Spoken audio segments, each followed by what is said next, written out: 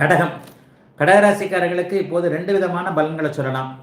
மாதத்தின் முதல் பகுதியில் ராஜயோகாதிபதியை செவ்வாய் 12ஆம் இடத்துல இருக்கிறாரு. 20ஆம் தேதிக்கு பிறகு அப்படியே ராசியிலே வந்துடுறாரு. ராசியில் செவ்வாய் வந்து உட்கார்றது ஒரு மாதிரியான கோபதாபங்களை, சண்டை சச்சரவுகளை இழுத்து வைக்கக்கூடிய ஒரு அமைப்பு. ஏற்கனவே அஷ்டமச்சனியின் ஆதிக்கத்தினால கடுமையான அவஸ்தையில் இருக்கக்கூடிய ஆயில்யம் நட்சத்திரக்காரர்கள் கடுமையான மன அழுத்தத்தில் இருக்கிறீங்க.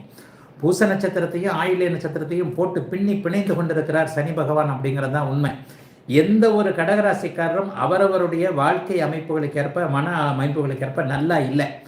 அந்த அமைப்புகள் எல்லாமே இன்னும் ஒரு 2 மாதத்தில் தீரக்கூடிய அமைப்புகள் உண்டுங்க. கொஞ்சம் கோபதாபங்கள் கண்டிப்பாக வரும். கோபம் என்ன வரும்? சுற்றி இருக்கிறவர்கள் உங்களை பற்றி புரிந்து கொள்ளாமல் ஏதாவது ஒன்றை தூண்டி வர்றது, அப்படி பண்ணுறது, இப்படி பண்ணுறது, உங்களுக்கு பிடிக்காத எதையாவது ஒன்றை செய்து, குடும்பமாக இருக்கட்டும் அல்லது தொழில் அமைப்புகளாக இருக்கட்டும், வேலை, தொழில், வியாபாரம், விவசாயம், எந்த துறையில் இருக்கிறீங்களோ அந்த துறையில் எல்லாம் அப்படி ஒன்றும் பிடிக்காத ஒன்றை செய்யக்கூடிய அமைப்புகள் தான் இந்த மாதம் முழுவதுமே இருக்குது. ஆனாலும் பண வரவுகள் நன்றாக இருக்குங்க. ஒரு எரிச்சலான மூடில் இருப்பீங்க. ஒரு கலக்கமான, குழப்பமான, எப்படி எதை செய்கிறது, எப்படி எதை சமாளிப்பது என்கின்ற மூடில் தான் இருப்பீங்க. ஆனாலும் ஒன்று சொல்லலாம், எந்த ஒரு நிலையிலும் வருமானம் குறையாது. 11ஆம் இடத்தில் இருக்கக்கூடிய குரு 2ஆம் இடத்தோடு 2ஆம் அதிபதியோடு தொடர்பு கொள்கிறார். இந்த 2ஆம் அதிபதி இன்றைக்கு 3ஆம் இடத்துல, சூரியன் 3ஆம் இடத்தில் புதனோடு உச்சமாகி உச்சனின் வீட்டில் அமர்ந்து குருவின் பார்வையில் இருக்கிறனால பெரிய அளவில் பண கஷ்டங்கள் எதுவும் வராத ஒரு நல்ல மாதமாகவே இந்த மாதம் இருக்கும். பணத்தை தவிர மன கஷ்டங்கள் இருக்கக்கூடிய அமைப்புகள் இப்போது கடகராசிக்காரர்களுக்கு உண்டு. ஒரு நிம்மதி இல்லாத கலக்கமான சூழல்கள் ஆயில்ய நட்சத்திரக்காரர்களுக்கு நீடிக்கும்.